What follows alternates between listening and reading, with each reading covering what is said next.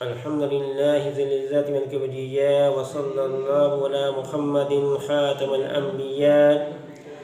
السلام علیکم ورحمۃ اللہ وبرکاتہ۔ ناظرین، روزمرہ زندگی سے تعلق رکھنے والے مسائل، ان کے حل اور روحانی وظائف لے کر اپنی خدمت میں حاضر ہوں۔ آج میں اپنی خدمت میں صلاۃ تسبیح کا طریقہ لے کر آیا ہوں۔ یہ وہ نماز ہے جو آپ صلی اللہ علیہ وآلہ وسلم نے اپنے چاچا حضرت عباس رضی اللہ تعالیٰ عنہ کو سکھائی تھی۔ آپ نے فرمایا، اے چاچا جان، کیا میں آپ کو ایک ایسی نماز نہ سکھاؤں جس کے کرنے سے اللہ تبارک و تعالیٰ آپ کے اگلے پچھلے نیک پرانے شکر کیے ہوئے جرانیہ گناہ کیے ہوئے چھوٹے بڑے سارے گناہ معاف فرما دیں گے؟ آپ نے فرمایا، ضرور بتائیں۔ آپ صلی اللہ علیہ وسلم نے فرمایا کہ اس نماز کو آپ روزانہ پڑھ لیا کریں۔ اگر روزانہ نہ پڑھ سکے تو ہفتے میں ایک بار پڑھ لیا کریں، ہفتے میں نہ پڑھ سکے تو مہینے میں نہ پڑھ سکے تو سال میں، اگر سال میں نہ پڑھ سکے تو زندگی میں ایک بار اس کو ضرور پڑھ لیا کریں۔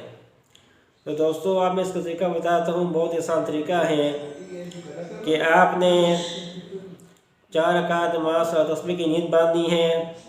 سب سے پہلے آپ ثنا پڑھیں۔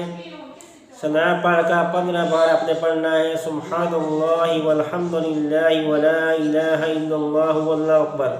یہ آپ نے 15 بار تیسرا کلمہ پڑھنا ہے۔ پھر آپ سورۃ فاتحہ پڑھیں گے، سورۃ اخلاص پڑھیں گے، پڑھ کر پھر آپ نے 10 بار یہ کلمہ پڑھنا ہے، سبحان اللہ والحمد للہ ولا الہ الا اللہ واللہ اکبر۔